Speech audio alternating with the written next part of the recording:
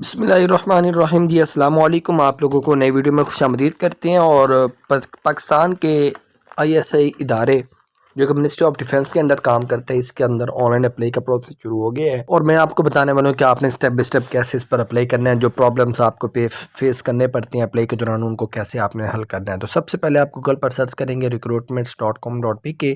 पहला लिंक आपके पास ओपन हो जाएगा, आप इसके ऊपर क्लिक कर देंगे। जैसे ही क्लिक करेंगे आपको यहाँ पर बता रहे हैं एडवर्टाइजमेंट के लिए आप यहाँ पर क्लिक करें, और ऑनलाइन अप्लाई के लिए आपने यहाँ पर क्लिक करना है फॉर ऑनलाइन एप्लीकेशन फॉर्म। तो हम यहाँ पर क्लिक हियर पर करते हैं तो डायरेक्ट आपको साइन अप पर ले आएगा। देखें, आपने अपना शनाख्त कार्ड देना है, कोई भी पासवर्ड दे देंगे और मोबाइल नंबर आपने देना है। मोबाइल नंबर का तरीक़ाकार ये है कि आप देखिए अपना नेटवर्क सेलेक्ट करेंगे, कौन सा नेटवर्क है, उसके बाद उसका कोड आपने सेलेक्ट करना होगा और कोड के बाद फिर आपका जो है वो सारा कुछ है मोबाइल नंबर देकर साइन अप कर देंगे। अगर आपने अकाउंट बनाया हुआ है, पहले बनाया था लास्ट टाइम, तो अब भी आपको दोबारा बनाना पड़ेगा और फिर आपने लॉग इन या साइन इन पर क्लिक कर देना है।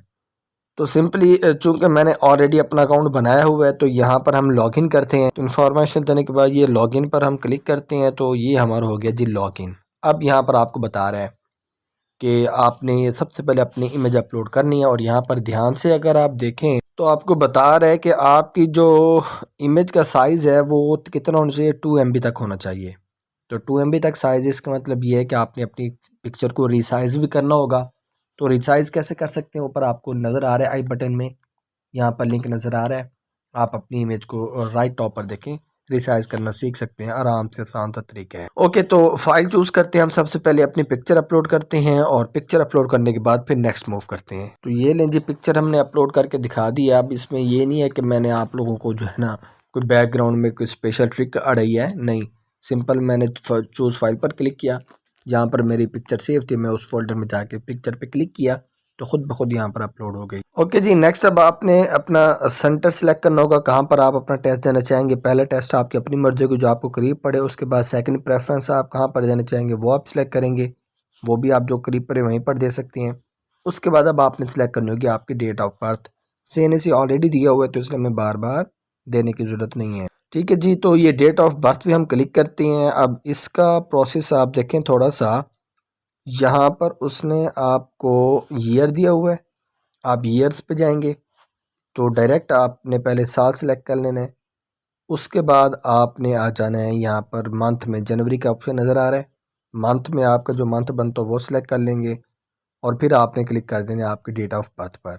तो इस तरह आपकी डेट ऑफ बर्थ जो है वो सिलेक्ट हो जाएगी। ठीक है जी, उसके बाद आपने देना था अपना नेम और उसके बाद फादर नेम देना है, वो भी हमने दे दिया है। जेंडर हम सेलेक्ट करते हैं, जेंडर सेलेक्ट करने के बाद रिलीजन सेलेक्ट करना है। उसके बाद प्रोविंस ऑफ डोमिसाइल सूबा आपने सेलेक्ट करना है। सूबा सेलेक्ट करने के बाद अब आपने डिस्ट्रिक्ट सेलेक्ट करना है कि आपका डिस्ट्रिक्ट जो है वो कौन से ज़िले का है और डोमिसाइल कौन से ज़िले का है। फिर आपने पोस्टल एड्रेस और परमानेंट एड्रेस बताना है, ईमेल एड्रेस बताना है और मैरिटल स्टेटस बताना है। ठीक है जी, वो सारा एड्रेस, ईमेल और मैरिटल स्टेटस बताने के बाद अब आप लैंग्वेजेस सेलेक्ट करेंगे, कौन कौन सी लैंग्वेजेस आप बोल सकते हैं। इसके साथ जो हो जाएगी पंजाबी और इंग्लिश। ठीक है, ये 4 लैंग्वेजेस ही मुझे आती हैं। तो right if any other language, इसके अलावा कोई लैंग्वेज हो तो आप यहाँ पर लिख भी सकते हैं खुद। ठीक है जी, कास्ट आपने बतानी है, आपकी जो कास्ट है वो क्या बनती है। ठीक है जी, और इसके साथ अब आपने सेक्ट, सेक्ट का मतलब जो है आपने बताना है। तो सेक्ट का मतलब जो है आपने बताना है सुन्नी है या शिया है, वो आपका सेक्ट हो जाएगा। नीचे मोबाइल नंबर आपने ऑलरेडी दिया हुआ है, तो आप चाहें तो अपना सेकेंडरी फ़ोन नंबर भी दे सकते हैं, वरना आपको पूछ रहा है आप डिसेबल हैं या नहीं है, तो उसको हम सिलेक्ट करते हैं। जो डिसेबल होंगे वो उसके मुताबिक वो अपनी सिलेक्शन करेंगे। तो फिर आपके पास कोई कोर्स है कंप्यूटर का, कोई MS ऑफिस का कोर्स है, वो आपने येस नो करना है। एज रिलैक्सेशन क्लेम कर रहे हैं कि नहीं कर रहे, वो आपने सेलेक्ट करना है। अगर नहीं कर रहे तो आप इसको खाली रहने देंगे।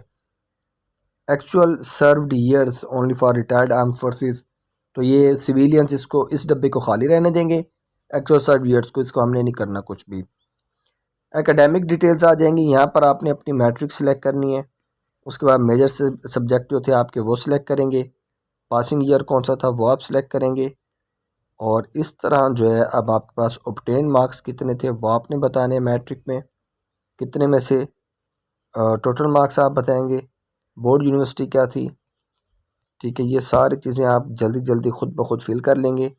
इंस्टीट्यूट ये हो जाएगा आप लोगों का जो आपने जहाँ से मैट्रिक की होगी। इस तरह से इंटरमीडिएट आ जाएगा। तो यहाँ पर अब आपने इंटरमीडिएट सेलेक्ट कर लेना है, ठीक है। एफएससी जो भी थी आपकी मेजर सब्जेक्ट आप सेलेक्ट करेंगे। प्री मेडिकल जब है तो इसका मतलब आपके जो है ना मेजर सब्जेक्ट में वही होंगे, बायो होगी। और पासिंग ईयर आपने बताने आपकी मैट्रिक कब पास हुई है, अपना एफएससी।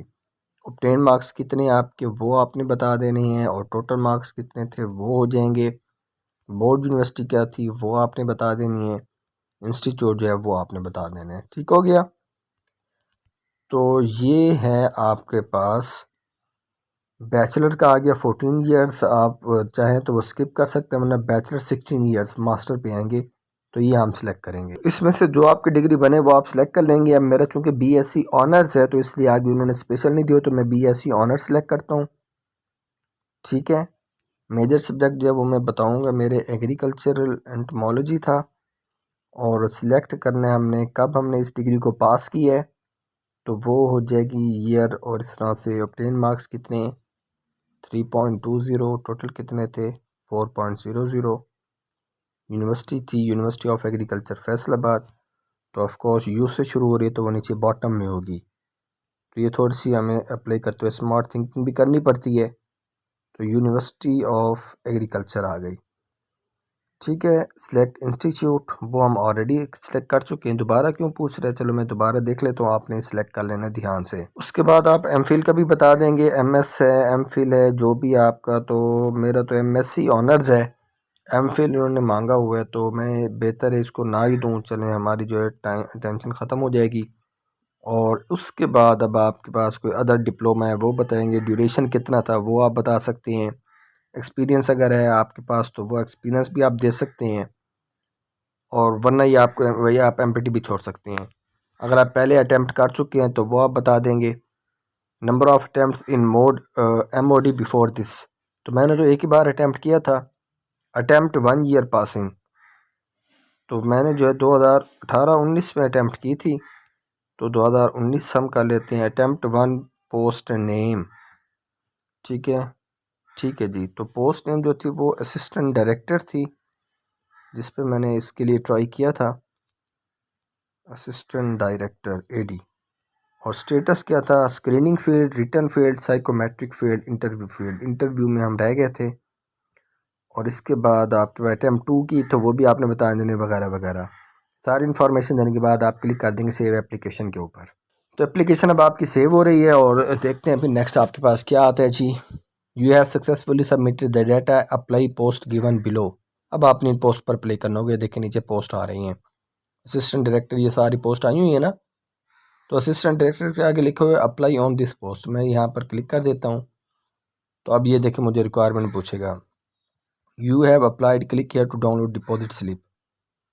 तो ये आप डिपॉजिट स्लिप आ गई जिस पे मेरी फ़ीस दी हुई होगी।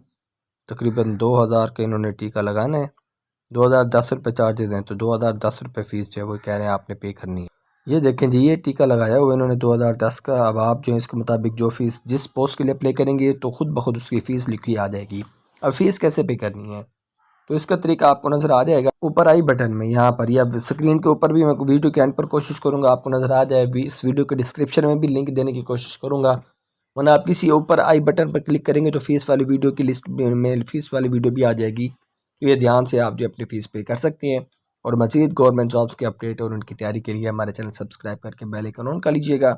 जल्द मैं आप लोगों के साथ पास पेपर भी शेयर करूँगा ताकि आप लोगों को अंदाज़ा हो कि किस तरह के जो है वो पेपर आया करते हैं। इजाज़त दें अपने उस सुल्तान को। अल्लाह हाफिज़।